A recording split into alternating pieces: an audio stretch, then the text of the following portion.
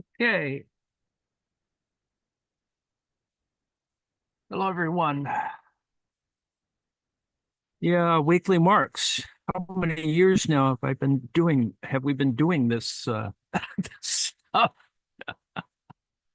And yet we're still in volume two of Karl Marx's Capital. Actually, I did want to review chapter 16 again, only uh, probably because the detail is worth it. Also, because I think that uh, the attention to the idea of the turnover of variable capital is actually uh, a key element, maybe the key element in considering how surplus value is developed. The idea that there's multiple capitals, there's multiple circuits of capital, and that we need to explain how you get from one circuit to another. And the explanation of that motion um, occurs in the idea of turnover, that it is always in motion. There's always imbalance, let's put it this way. I mean, you could describe it as equilibrium, and in fact, it's useful to explain it that way, but some people don't like explaining it that way. Why not? Because of the idea of our equilibrium concepts always applicable. And if you use equilibrium concepts, are they uh, surrendering to certain other ways of approaching the problem? That is, that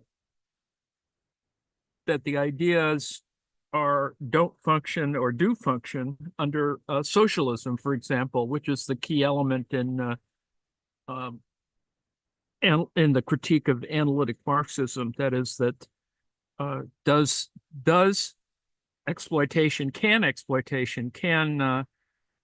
such estrangement still exist under socialism? And I think history has shown that that's clearly the case.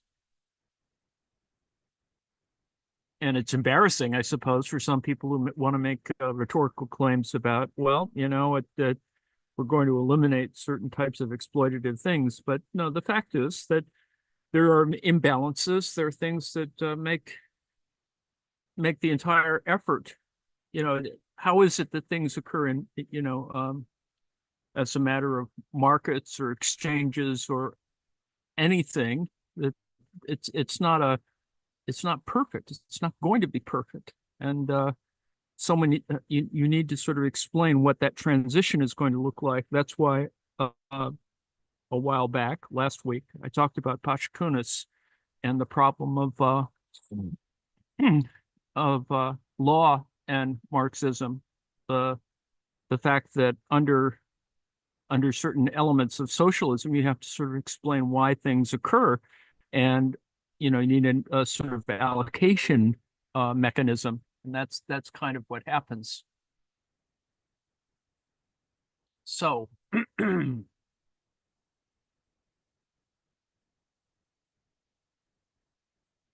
Higginbottom provides the crucial paragraph summarizing chapter 16 of volume 2.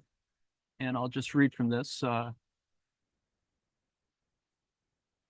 According to the varying magnitudes of the turnover period, money capitals of very different scale have to be advanced in order to be set in motion the same volume of productive circulating capital and the same amount of labor, given the same level of exploitation of labor.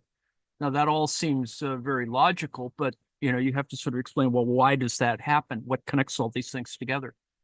Preceded by two situations summarized as at a given scale of production, the absolute size of the variable money capital advanced, and so of the circulating capital in general is reduced in proportion to the brevity of the turnover period, and the annual rate of surplus value correspondingly grows. This corresponds to Marx's cases A and B, effectively capitals in two different industries.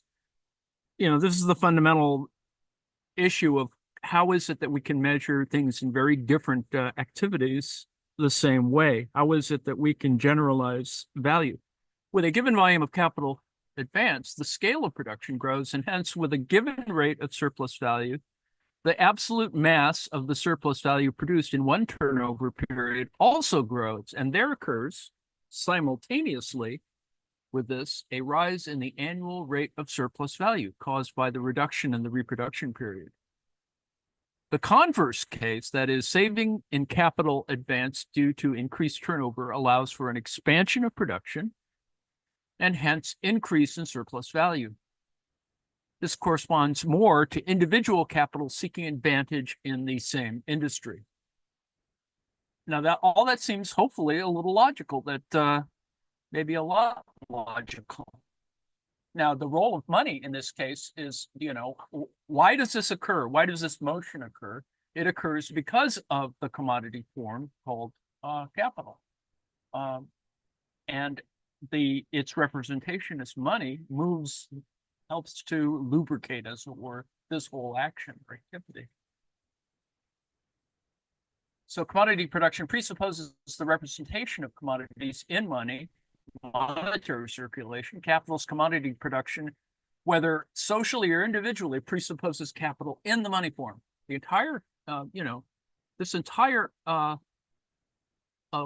field of operation of capital, scale of production, even on the capitalist basis, has its absolute limits determined by the volume of money capital in operation. So the idea of money capital as a volume, in that sense, allows all of this stuff to move around. That is, you have circulation, markets, means of production, conversion, commodity to capital, to production, back into capital. Money capital circulates, then back because of the need for sustenance, et cetera, back to the laborers. So ultimately, this is reproduction, or it is reproduction, that is the producing of a society or a culture or whatever. The annual product includes the parts of the basic social product that replace capital social reproduction, the parts that accrue to the consumption fund and are consumed by workers and capitalists are part of the annual product. So with a movement of C prime to C prime, the preconditions for social reproduction can be immediately recognized from the fact that it is necessary to demonstrate what becomes of each portion of the value of this overall product C prime. The circulation of the total social capital in the commodity form is, in fact, commodity capital. So to make it hopefully simpler to explain this exchange, you can see this in the sort of asymmetric values represented by these two ideas of departments 1 and department 2. And I wanted to look at the John Fox in Marxist.org wrote decades ago a thing on the turnover of variable capital on chapter 16. And I still like his explanation, not best necessarily, but I think it's still worthy of looking at. And so Marx says only the capital actually employed in the labor process produces surplus value. And to it, apply all laws relating to surplus value, including, therefore, the law according to which the quantity of surplus value, its rate being given, is determined by the relative of the variable capital. This is the point of that from which we get the idea of that, labor moves around. It is real. It is palpable in that sense, and that there is some precedence in some ways that's necessary to focus on, that their labor is somehow engaged in this process. So in the previous chapter, Marx, this is John Fox, 1958, I think. Marx investigated the turnover of circulating capital. Hence, he combined variable capital with a constant part of circulating capital, and he ignored fixed capital and surplus value. Consonant with his interest in examining the effect of turnover upon the value expansion of circulating capital. Marx focuses his attention in the present chapter on the turnover of variable capital and on the surplus value which variable capital engenders. The turnover of circulating capital as a whole was treated in the previous chapter. As part of the circulating capital, variable capital is advanced for the period of turnover comprising both the production period and this period of circulation. At the end of the period of circulation, variable capital employed in the previous production period returns to the capitalist along with the surplus value it produced and along with circulating constant capital used in production and the wear and tear of fixed capital for the production period, although the latter two value components are irrelevant in the present context. Now, remember, by the time we get to volume 2, that Marx is still trying to simplify matters to try and work through these issues. And of course, remember that these are manuscripts assembled by Engels, et cetera, et cetera. So there are all these other issues that float around, and hence our interpretation problems.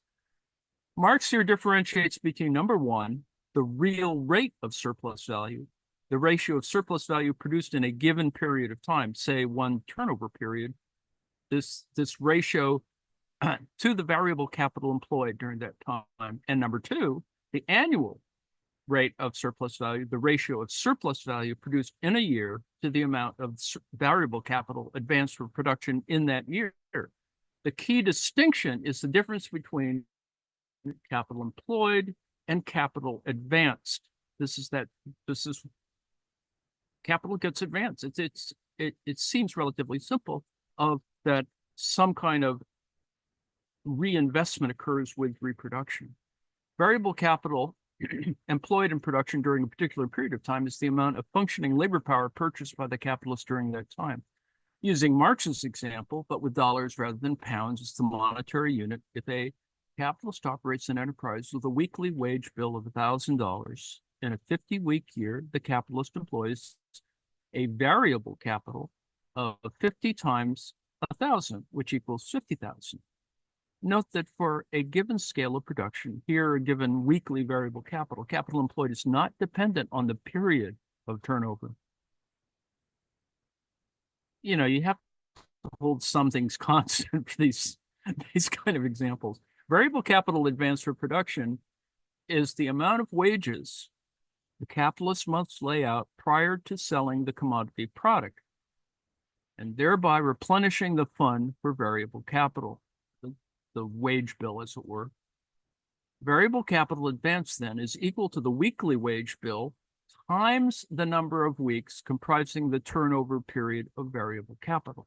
For example, if the period of turnover is 5 weeks, then, using the conditions of the previous illustration, variable capital is 1,000 times 5 equals $5,000. Alternatively, if the variable capital has an annual turnover, variable capital advanced is 1,000 times 50, or 50,000, assuming, you know, sort of with Marx, a 50-week year, 2 weeks off, of course, for vacation. And symbols, now this is where it gets sort of ugly, right? In symbols, the real rate of surplus value is given by S prime equals S over V, where S is the amount of surplus value produced in a particular period of time, and V, these are lowercase, is V is the variable capital employed. The annual rate of surplus value is given by S uppercase S prime equals S prime Vn over V equals S prime over N, which equals N over brackets S over V. Here, N is the number of annual turnovers of the variable capital, and the other symbols have their previous meanings. The numerator of the first expression for S prime, that is S prime Vn, or, you know, uppercase S prime, that is S prime Vn, is the amount of surplus value produced annually. Assuming a real rate of surplus value of 1, that is 100%, the annual rates of surplus value for the two illustrations are, number one, uppercase S prime equals 1 times 10, 10 in brackets, or equals 10 equals 1,000%.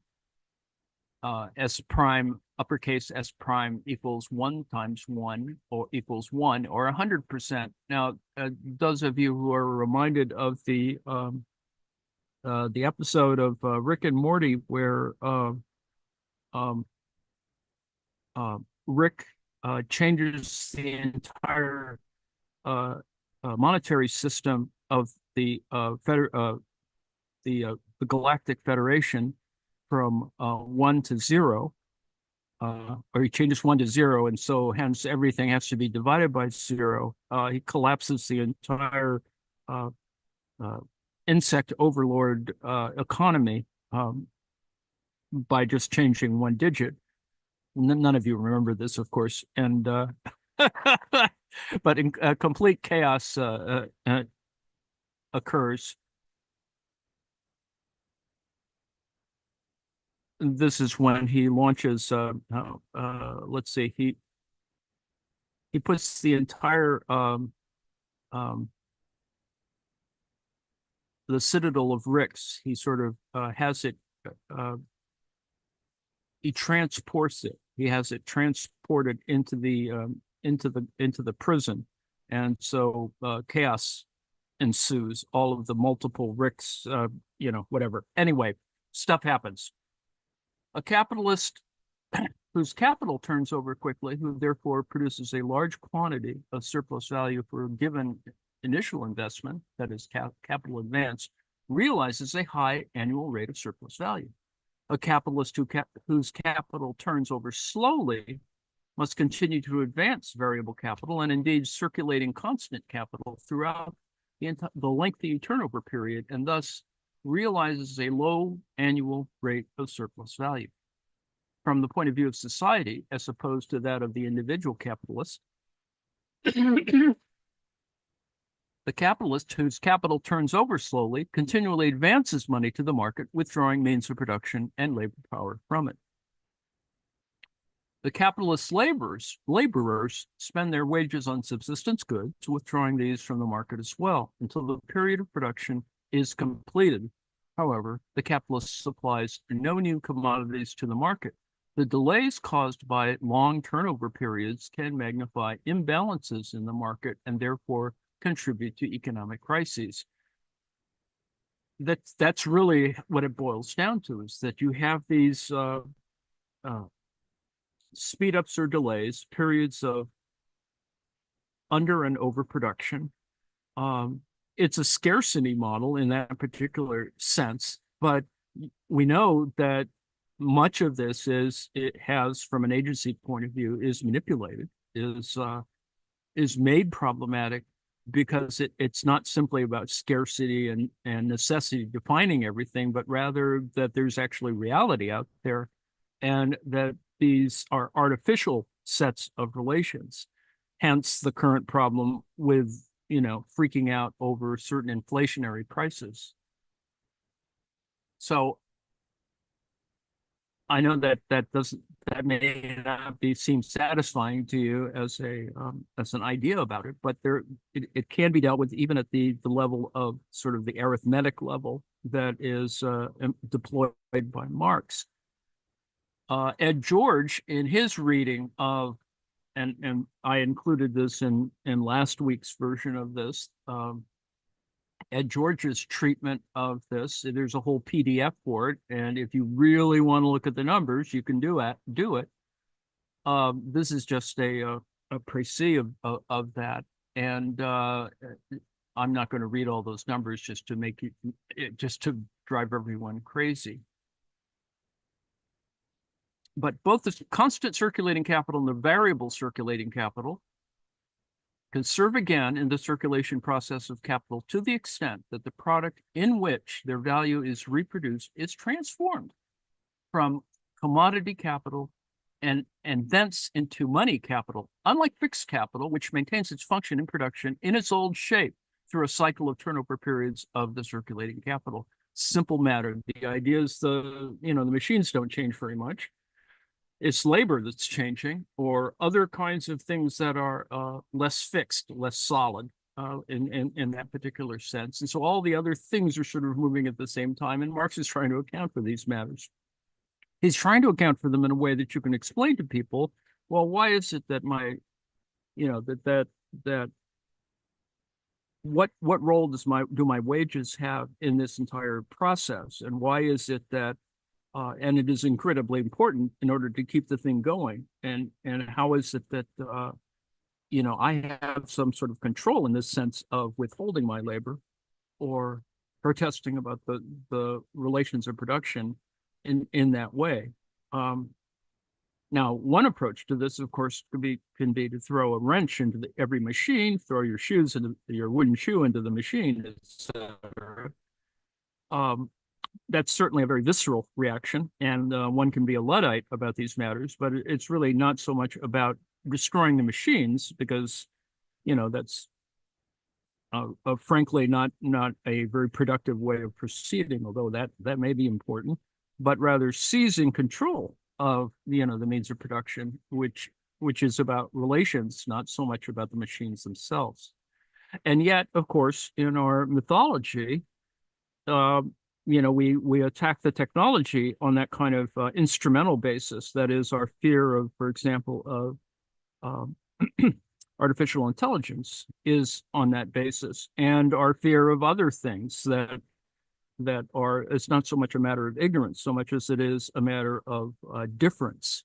That is, that we sort of don't know what's going to happen with this stuff, and we have to sort of look again at why we're doing certain things. So the idea that certain digital currencies, for example, require incredible technologies in order to stay in to maintain themselves, and causes incredible energy consumption, is like the really important point that does need to be actually addressed really quickly. And I can't remember the numbers, but there's it's a 2 or 3% of energy consumption in these kind of digital processes, and I think that's probably too much to be consuming the energy of an entire economy in simply keeping certain numbers afloat. In the last chapter, we dealt in accordance with these properties and the constant and variable parts of circulating capital together. The first phase of the circulation of circulating capital, that is uppercase C prime to M prime, is common to both the constant and variable parts. This is CMC, MCM, etc. It's common to both constant and variable parts. In the second phase, they separate. Here, we shall be dealing with the variable alone, as described above. We'll also deal with surplus value. So you can look at that in the entire document. I included at George's PDF, and yes, it's several pages of lots of little numbers.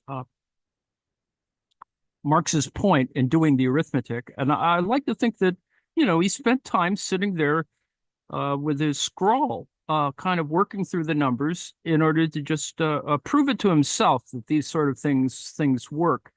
In terms of thinking about the real volume two, I don't think that these are like the small exercises. They're not the big thing.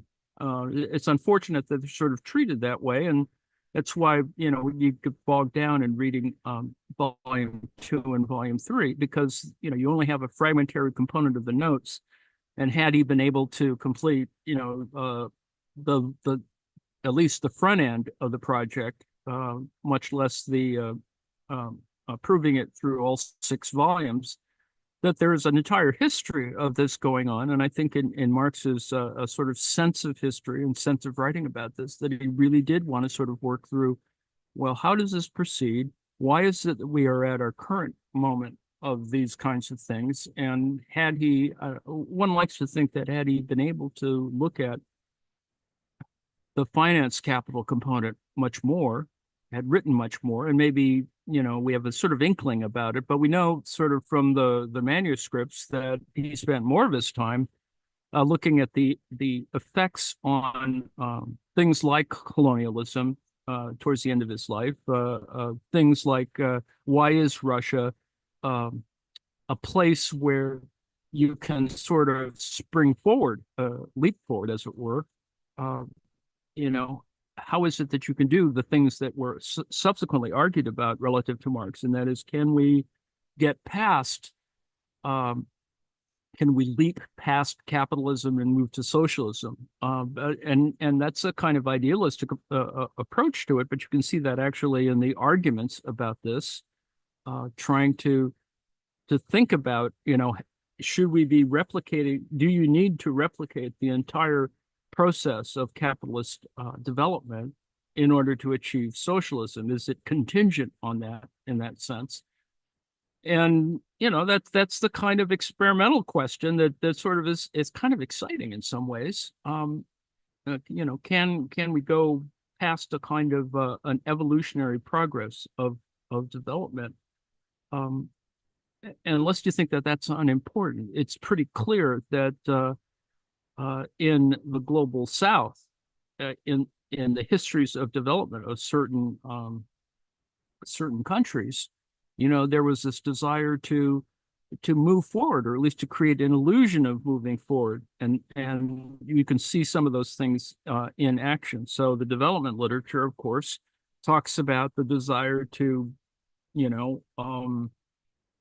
is in the 1950s, to describe, well, some of these countries want to build a steel plant before you have anything else, rolling, and before you even have a decent middle class consumer society, or you want a national airline, for example, before a whole bunch of other things. So this is another kind of question that is about prestige in that particular sense, and it's a kind of stereotype on the one hand. On the other hand, certainly you're going to see some of these issues at work as our current politics move forward. So anyway, I included the Ed George components that were mentioned by Higginbottom to give you a sense that there is an alternative approach, or a corresponding approach, let's put it that way, that you can talk about these things in more detail, that Higginbottom provides, I think, a useful overview of how the three volumes fit together. And I still think it's a reasonable set of things to consider. I mean, there are other things that Higginbottom acknowledges that he wants to consider. The critique of David Harvey, that Harvey focuses on certain other elements, because that's, Harvey has his things, the things that he wishes to focus on.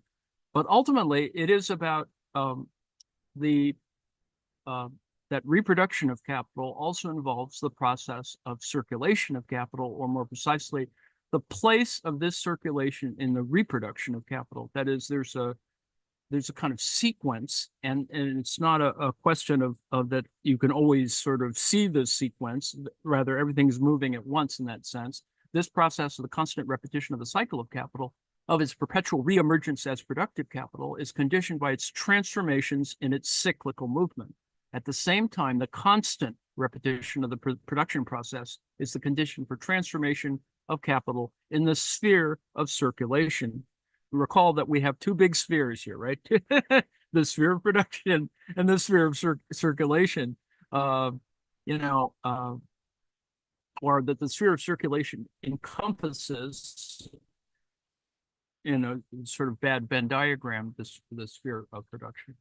Anyway, these are fractions of the total social capital. Movement of the social capital is made up of the totality of movements in these autonomous fractions, the turnovers of the individual capitals.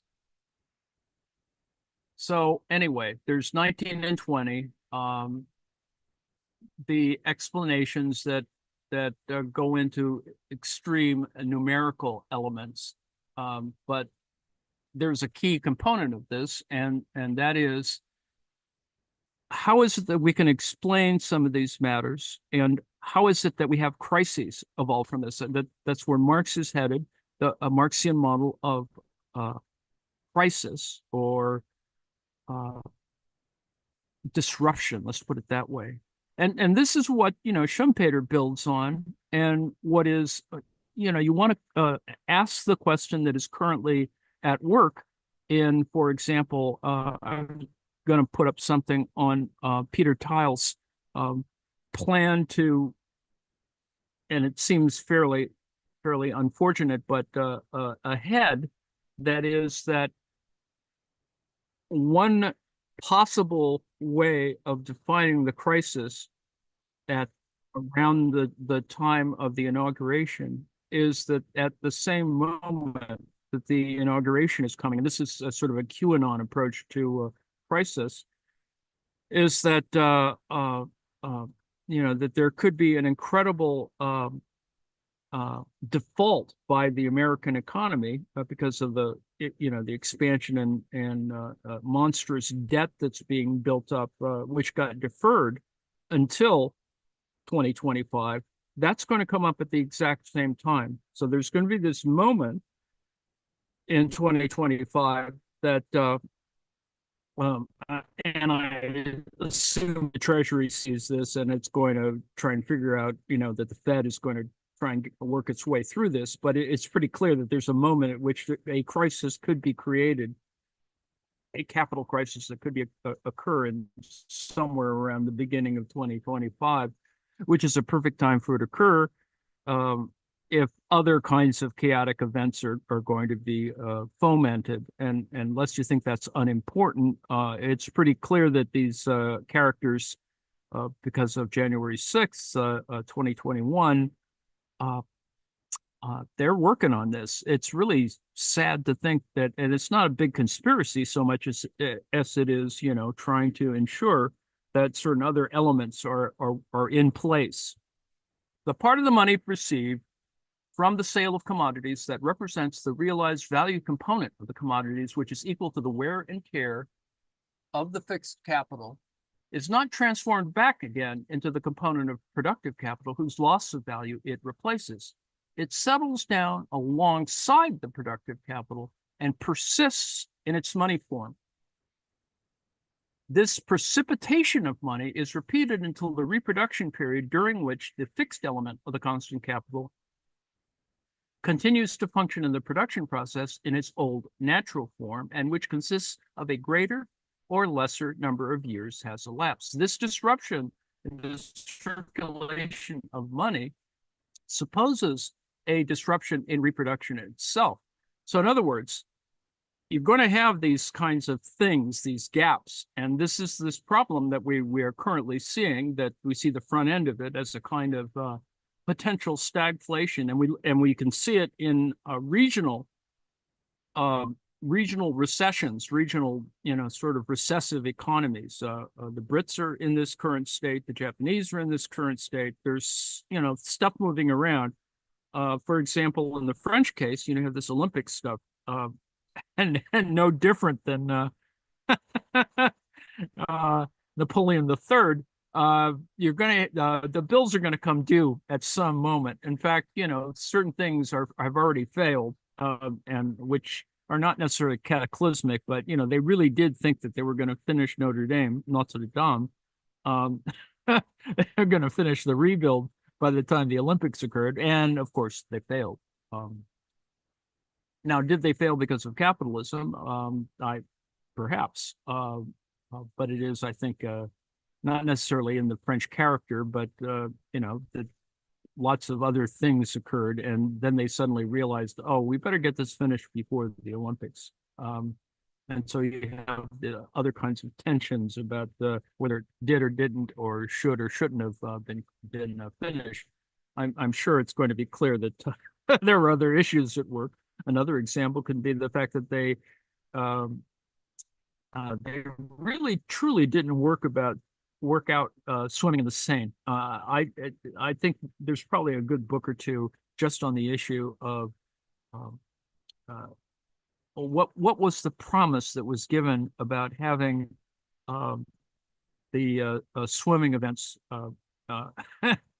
open water swimming events in the Seine River, considering that not just a few people got sick swimming in the darn thing, and you could see the problematic element of actually swimming in the Seine when you see that if you were watching it all, that the open water events forced swimming not to be in the rather in the center of the Seine, but the only place that you could swim in open water would be next to the shore, nearest to the shore, and it sort of made it not exactly the most aesthetic of events that the entire sort of the the swimming peloton would wind up sort of swimming next to the shore. But anyway, I know that people don't care about that.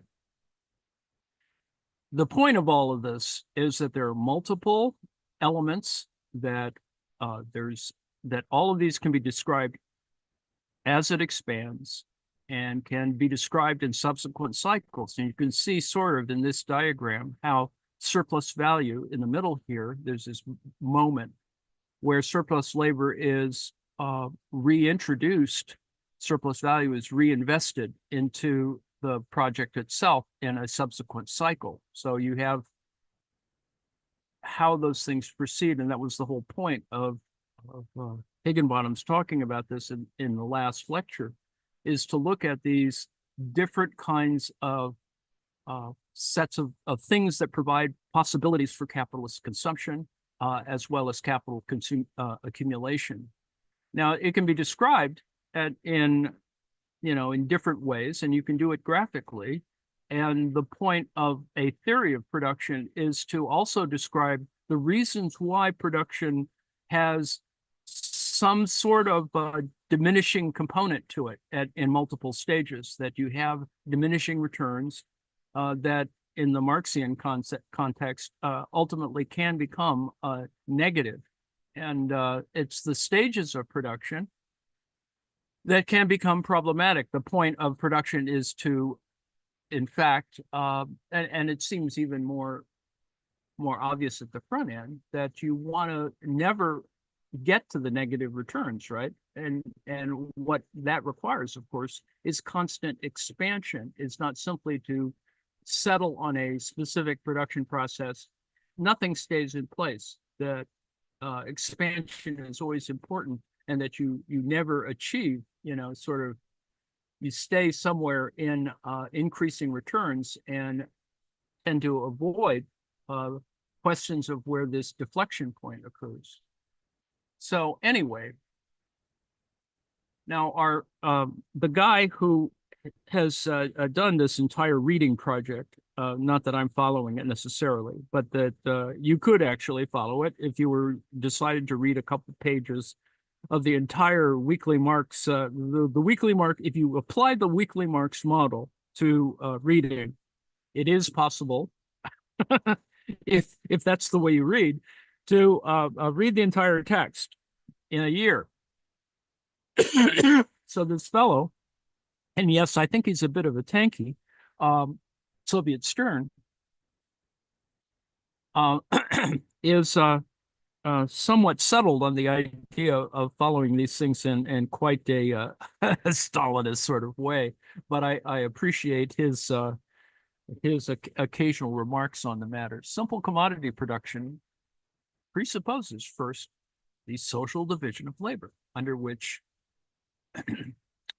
individual producers specialize in making particular products. And second, the existence of private property in the means of production and in the products of labor during those kulaks.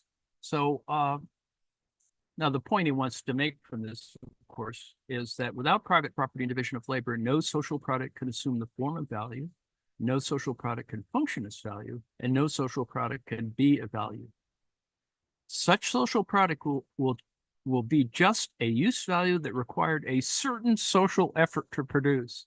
And it all seems quite so simple. And I like thinking that Twitter allows us to oversimplify all these matters of addition and subtraction all at once. So anyway, that's all I have to say about this. Note, of course, that Higginbottom speaks on his lectures are once a month. And so essentially what I'm going to try and do is pick a topic that fits the lecture and give it a whole month of explication on these Saturdays. And I know that this is going to annoy people, but our next little aspect will be to look more carefully and closely, and this may require you to just simply abandon this entire activity. So next week we'll talk a little difference between chapters 17, 18, and 19 on at the basis of reproduction of capital, and also the historical purpose, which I think is the real aspect of that he really wanted to get to in volumes 2 and above, is the historical development of certain ideas, which he eventually gets to. He eventually gets to it. That is, questions of rent. Rent seeking is actually, I think, described within that particular context, not well. But I think that that's kind of why Marx is looking at colonial expansion in the later years of his life. That is, to look at India and Latin America, the United States, that he begins to sort of concern himself in the later period, at least in manuscript form, in these areas. And of course, the Russian question that I think is, it's on his mind. I mean, he decides he's going to learn Russian late in life, and in order to work through some of these ideas. And I think that that's a really good thing. So anyway, that's all I have to say. Let's see if there are questions. Yeah, question on going back to the departments. Oh, So yeah. is it the specification of individual capitalists that creates the departments, or is there something else that sort of forms Well, them? it's I'm not quite sure. We're talking, sort of in that the idea that stuff occurs from the ground up, right? So it is the basic anthropological point that Department 2 is actually reality, isn't it? It's where people, you have capitalists running around trying to, create markets and shit like that, going back to their little factories to make stuff and presume that they're going to meet all this and assemble workers and blah blah blah. Right? It's the crux of urban development, or the difference between rural and urban development in the Marxian sense, is the idea that Department 2 expands, but the interesting idea is that it's necessary to concentrate it before you expand it, and hence I think urban development occurs, or at least that's one model of urban development, that the city concentrates those matters, and then subsequently you can describe a sprawl, in fact, as a function of that. Does that make sense? Yeah, yeah. So it sort of, I think, in my mind, a train is clearly something in a slower production cycle, Yes. whereas, making I don't know, a toy is not. It's a very short cycle. And so Yes. in that, does that also sort of filter out into the departments too? Oh yeah, sure. It's just, it's a different capital requirements. You Trains know, would be in department one, and the toys would be in department two or something higher than that. well, they're more in Department 2 because, kids are going to buy their little toy trains before they buy an actual steam locomotive, right? Yeah, right. Yeah. And, it's a kind of weird system of reproduction, scary in one sense, that you would, sort of, uh, the Well, not children would sort of reflect upon, well, that's the most modern thing, so therefore I want to be a train engineer. well in my case, then I got a real locomotive before I got the train set. Oh, there you go. And I loved it. You got the real enterprise. Oh, if only, Lynn.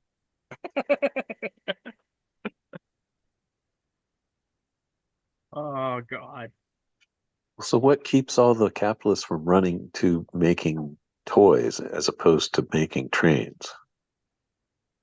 Well, it depends. I mean, some people, it's more profitable to have profitable to have the scale at which you can operate. Let me make an example of that. The example, if I were going to do, if I were going to teach again, I would show it's a, what's it, 1950, 58, 59. It's a Doris Day film. It's called It Happened to Jane, as Ernie Kovacs and Jack Lemmon in it. And it is speaking of railroads. It Ernie Kovacs plays what's it called? Harry Foster Malone, not unlike Citizen Kane. He plays a big mogul who runs a railroad, and but the story is of course centered on a little Maine lobster fishing town where essentially Jane serves as a jobber that I assume the fishermen come and bring in their lobsters, and she sort of farms it out, as it were, to distributes it among various wholesalers, etc. So anyway, and I'm amused, of course, because it's filmed in Connecticut, but Wallingford, in fact, I think. Anyway, so the idea is that she has a load of lobsters die because of the problems of rail transit, and she gets into a legal battle with Harry Foster Malone, and essentially does what did in fact happen during a dispute between I can't remember, it's Metro North and Amtrak, where they actually seized an engine, an Amtrak locomotive. This is a couple decades ago, and so they seized a single locomotive. So in the Doris Day story, they seize an old steam locomotive, and as part of it actually explains certain legal processes, which is really weird, and the idea of small town direct democracy, and there's a subplot built into there. Anyway, she seizes the darn thing. Jack Lemmon and there's other characters involved decide they're going to take the next lobster shipment, deliver it direct to market, and so this creates an entire broad PR problem for Malone, who has to capitulate at some moment.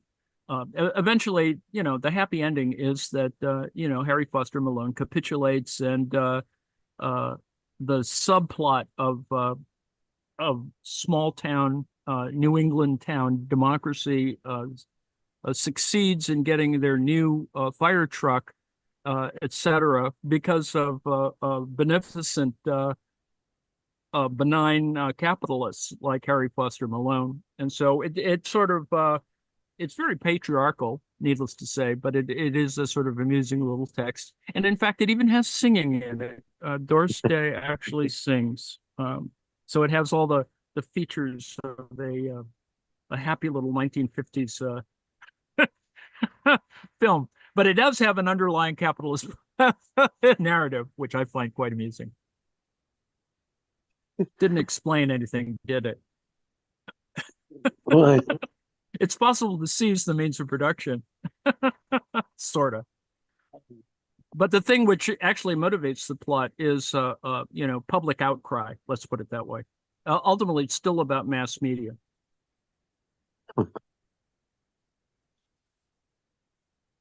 right, and people have to find out about this stuff before they can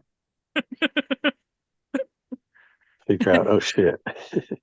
Oh, I don't think that it's, you have to sort of over determine the plot by saying, well, you need to watch Doris Day films in order to explain capitalism, but I think you can actually.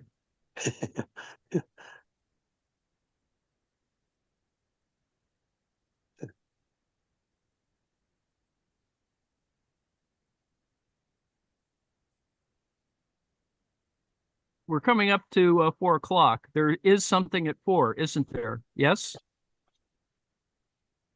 Um, Yesterday check there the was something schedule. planned for 4, and I can't remember what it was. That's all.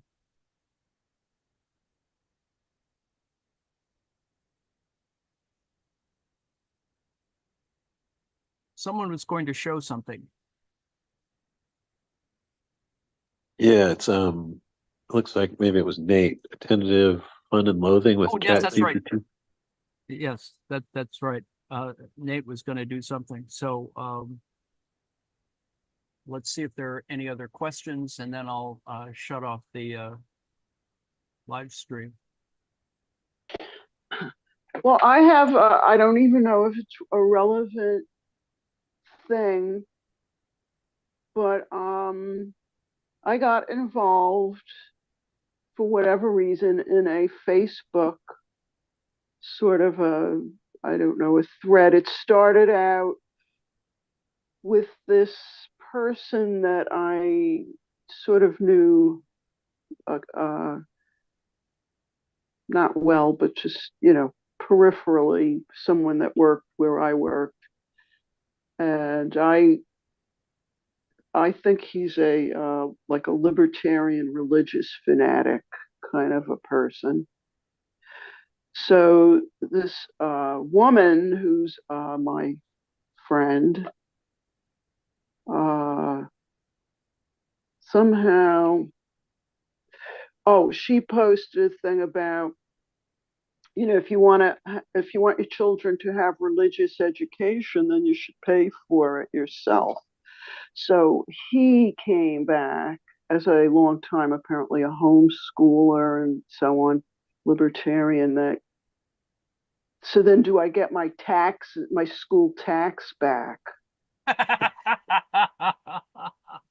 So of course I had to jump in and like say, no, you don't get your school tax back because an educated population is a benefit to society, and your children can avail themselves of the public school education, and you can still do the religious education too. So we get into this whole big back and forth, and he's going on about how, the schools are brainwashing people into Marxism, and Kamala Harris is going to institute this plan, her